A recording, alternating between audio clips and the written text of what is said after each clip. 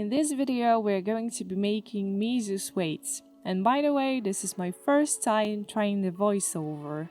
The process of making these weights was a little overkill, but I wanted to learn some new techniques. So let's go! Here are some references to them from the show. The plan was to resin cast the weights, so I modeled two sizes of them, one for the arms and the second one for the legs. I also modeled a shell for the mold to make the process of making a silicone mold easier for me. This shell idea was inspired by Hillside Art Studio. Here you can see the weights already 3D printed. On the left side there are pieces prepared for the next step. They are sanded and the gaps are filled. And on the right side there is a piece straight from the printer. So let me tell you about the casting process.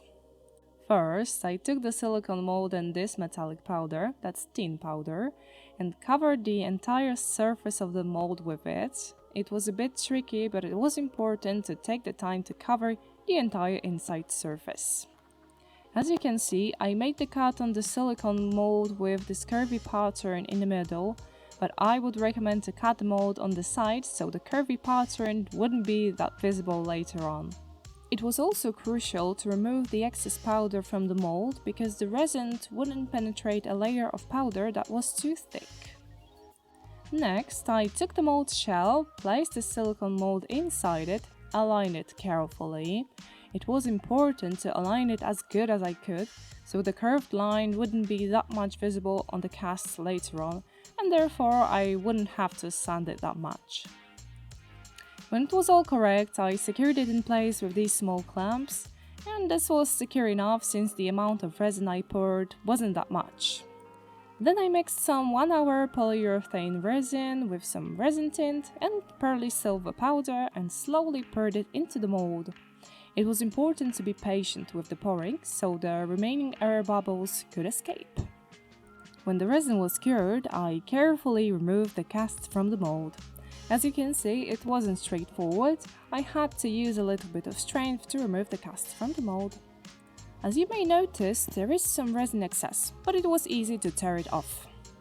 So now you know about my casting process. I only had to repeat it 12 times for each mold. Then I decided to add some more metallic powder on top of the casts. To do this, I mixed some wood glue with the powder, added a bit of water, mixed it very well, and covered each piece on every side with this special paint. I decided to add some more powder with this technique because I realized that the first layer of the powder wasn't shiny enough at the end of the process. Then it was never-ending sanding time. It's not very visible on the camera, but the metallic powder becomes very shiny after some amount of sanding. It actually looks like metal. Each piece had to be sanded with steel wool, then with sandpaper, and finally with a nail polishing block for a finished shiny surface. The next step was to cover all the weight sides with some masking tape. And for the paint, I mixed some acrylic satin medium with chalk and black acrylic paint. It was important to mix it very well to get rid of chalk lumps. All the weights had to be painted on the inside and outside surface. It was important to make this paint layer as thin as possible. And then it was time for all-time favorite part, peeling off the masking tape. Check out these shiny edges. Next, I decided to glue the straps on top of the weights since there is no attachment visible on their inside in this series.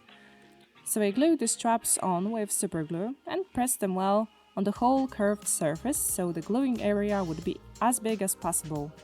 Here you can see the silicone mold for the rivets.